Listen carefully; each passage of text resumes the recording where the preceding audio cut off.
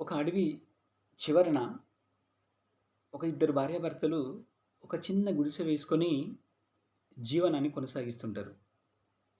ఎందుకంటే ఆ చుట్టుపక్కల్లో గాని, ఆ సమీప గ్రామాల్లో గాని ఎక్కడ వీరికి సెంటు భూమి కూడా లేక, ఎక్కడ ఉండాలో అర్థం గాక ఆ అడవి పక్కన వచ్చి ఒకడొక చిన్న గుడిసె వేసుకొని ఆ ఇద్దరు నివసిస్తుంటాంటారు. వాళ్ళు చాలా అన్యోన్యంగా నివసిస్తుంటాంటారు. భార్య అంటే భర్త గౌరవం, భర్త అంటే ఆ భార్యకు ప్రేమ.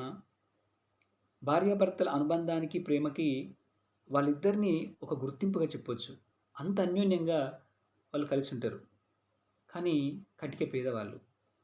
ఎంతటి పేదవాళ్ళంటే, ఆ పూటకి గడవాలంటే అడవికెళ్ళి, ఆ చెట్లను కొట్టుకొని, ఆ కట్టెలను కొట్టుకొని, ఆ సమీప గ్రామంలోకి, పట్టణాల్లోకి వెళ్ళి అమ్ముకొని వస్తువులు తీసుకొచ్చుకుంటే తప్ప, బియ్యం గావచ్చు, ఇంకొకటి గావచ్చు, ఇంకొకటి గావచ్చు, వాటిని తీసుకొచ్చుకుంటే తప్ప గడవలేనటువంటి స్థితి, పూట గడవలేనటువంటి స్థితి.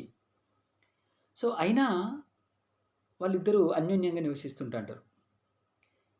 ఈవిడ పొద్దున్నే లేవడం, ఇంటిని చాలా చక్కగా నీట్‌గా కడుక్కోవడం, ఇంటి ముందు కల్లాపి చల్లడం, చాలా చక్కని చూడచక్కని ముగ్గులేసుకోవడం ఇంటి ముందు, ఇంటి నీట్‌గా సర్దుకోవడం. సో, ఉన్న దాంట్లో తృప్తిగా, హాయిగా నవ్వుతూ జీవించడం ఆమెకున్నటువంటి హాబిట్.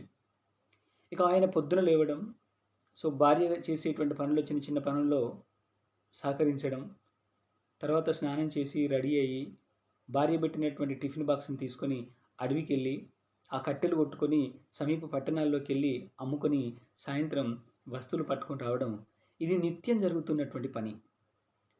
పేదవాళ్ళే అయినప్పటికిని, ఇంట్లో ఏం లేనప్పటికిని, ఉన్నవాటితో ఆనందంగా నివసిస్తూ భార్యాభర్తలంటే వీళ్ళు అన్నట్టుగా నివసిస్తుంటాండ్రు.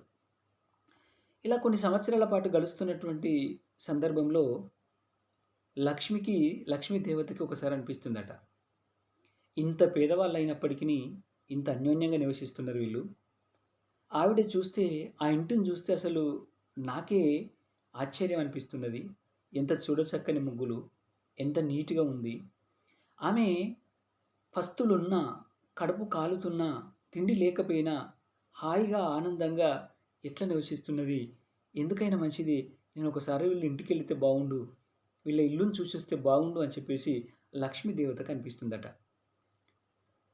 సరే ఎలా వెళ్ళాలి అని చెప్పేసి ఆ విష్ణు దేవుడి యొక్క పర్మిషన్ తీసుకొని ఆ లక్ష్మీదేవి సరే వీళ్ళ ఇంటికి నేను వెళ్ళొస్తా అని చెప్పేసి మారు వేషంలో కిందకొచ్చేస్తది.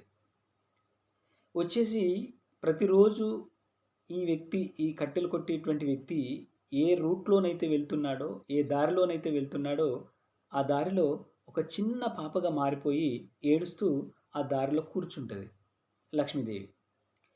ఈయన మామూలుగా ఈ కట్టెలు కొట్టేటువంటి వ్యక్తి మామూలుగా లేసాడు, టిఫిన్ బాక్స్ పట్టుకున్నాడు, భార్యకు చెప్పి నేను వెళ్తున్నా అని చెప్పేసాడు. ఆ రోడ్డు పొంటి వస్తూ ఉంటే, ఒక చిన్న పాప ఏడుస్తున్నట్టుగా కొంత దూరంలో ఈయనకి వినిపిస్తది. అయ్యో! ఈ అడవిలో అసలు ఈ చిన్న పాప యొక్క ఏడుపు ఎక్కడి నుంచి వస్తున్నది?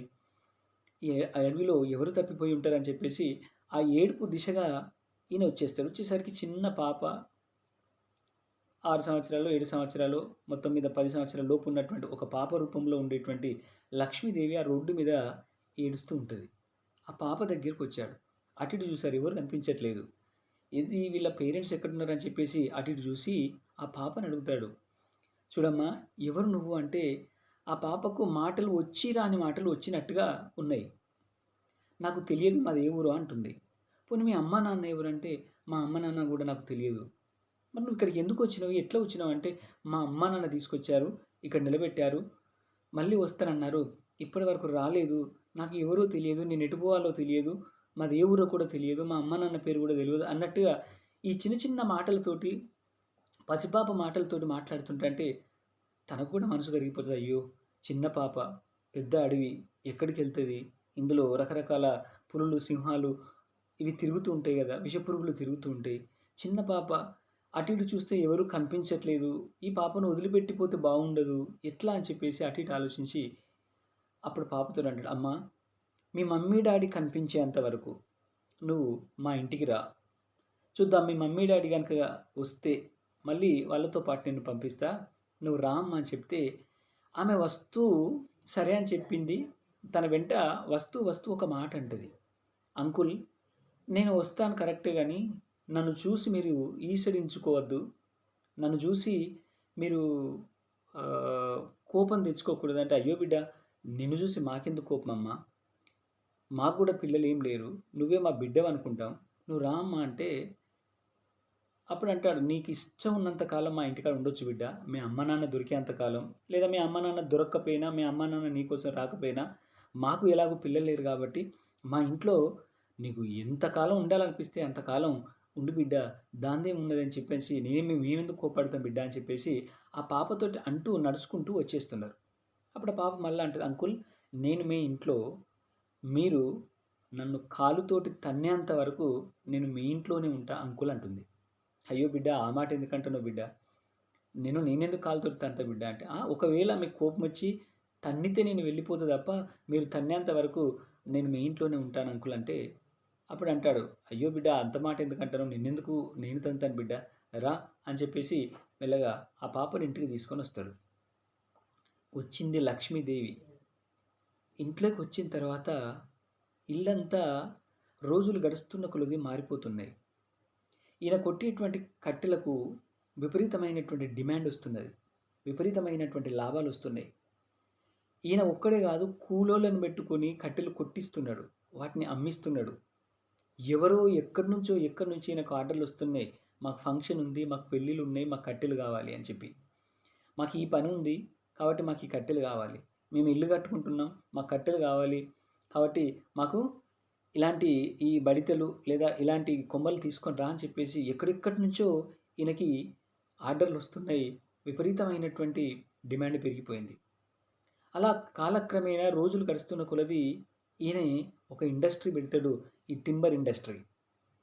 సో, టింబర్ ఇండస్ట్రీ పెట్టాడు. ఇంకొకటి పెట్టాడు. ఇలా ఒక ఇండస్ట్రీ తర్వాత ఒక ఇండస్ట్రీ. ఈయన చేయనటువంటి బిజినెస్‌లే లేవు. అమాంతం కొన్ని సంవత్సరాలలో కోటీశ్వరుడయిపోతాడు. ఆ చుట్టుపక్కలలో ధనవంతుడు ఎవరు అంటే, ఒకప్పుడు కట్టెలు కొట్టేటువంటి వ్యక్తిని చూపించేటువంటి స్థాయికి ఇతను ఎదిగిపోతాడు. సో, అలా కోటీశ్వరుడయిన తర్వాత అంతా బాగా జరుగుతుంది. బిల్డింగ్‌ల మీద బిల్డింగ్‌లు కట్టుకున్నాడు. చాలా ఫ్యాక్టరీలు కట్టుకున్నాడు. చాలా బిజినెస్‌లు స్టార్ట్ చేశాడు.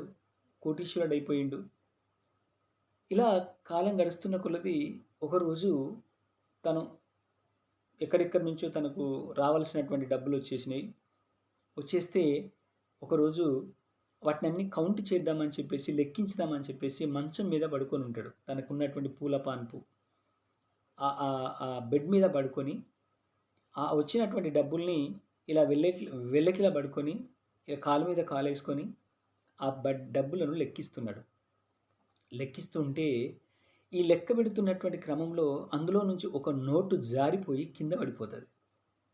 వీని అహంకారం చూడండి. కింద పడిపోయినటువంటి నోటుని లేచి తీసి కౌంట్ చేసుకుంటే అయిపోయేది.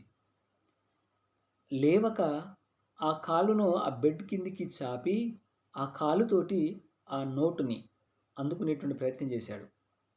అప్పుడు లక్ష్మీదేవి అనిపించింది, ఆహా! ఎంత పొగరు విరిగింది. ఆ రోజు వీనికి నేను మాటిచ్చిన. నీ కాలుతోటి నన్ను తన్నేంత వరకు నేను మీ ఇంట్లో నుంచి పోను అని చెప్పిన. సో, ఇప్పుడు వాడు నన్ను కాలుతోటి తన్నాడు కాబట్టి ఇక నేను వెళ్తా అని చెప్పేసి లక్ష్మీదేవి అక్కడి నుంచి వెళ్ళేటువంటి ప్రయత్నం చేసింది. ఆ ఇంట్లో నుంచి వెళ్ళిపోయింది. వెళ్ళిపోయిన తర్వాత ఇక రావాల్సినటువంటి బాకీలు ఎక్కడియక్కడ ఆగిపోయినాయి. ఎవడు ఇవ్వట్లేదు. టింబర్ ఇండస్ట్రీలో షార్ట్ సర్క్యూట్ జరిగి మొత్తం కాలిపోయింది. బూడిదైపోయింది. ఇలా ఒక్కొక్క బిజినెస్ లాస్ అవుతూ చివరికి ఏ స్థాయి నుంచైతే వచ్చాడో ఆ స్థాయికే తిరిగి ఎళ్ళిపోవడం జరుగుతది. కాబట్టి ఫ్రెండ్స్, ఎంత ఎదిగినా ఒదిగుండాలి. దీన్ని బట్టి మనకు తెలిసిందేంటంటే అన్యోన్యంగా, ఆనందంగా ఏ కుటుంబం అయితే ఉంటుందో ఆ కుటుంబం ఎప్పుడు సంతోషంగా ఉంటుంది. ఎదిగేటువంటి ప్రయత్నం ఆ కుటుంబంలో అందరికీ అవకాశం వచ్చేస్తుంది. ఎదిగిన కొలది ఒదిగి ఉండాలి తప్ప అహంకారాన్ని పెంచుకుంటే తిరిగి యథాస్థానానికి వస్తాం కాబట్టి ఎంత ఎదిగితే అంత ఒదిగుండాలి అని చెప్పి ఈ కథ ద్వారా మనం తెలుసుకుంటాం friends. Thank you. Thank you so much.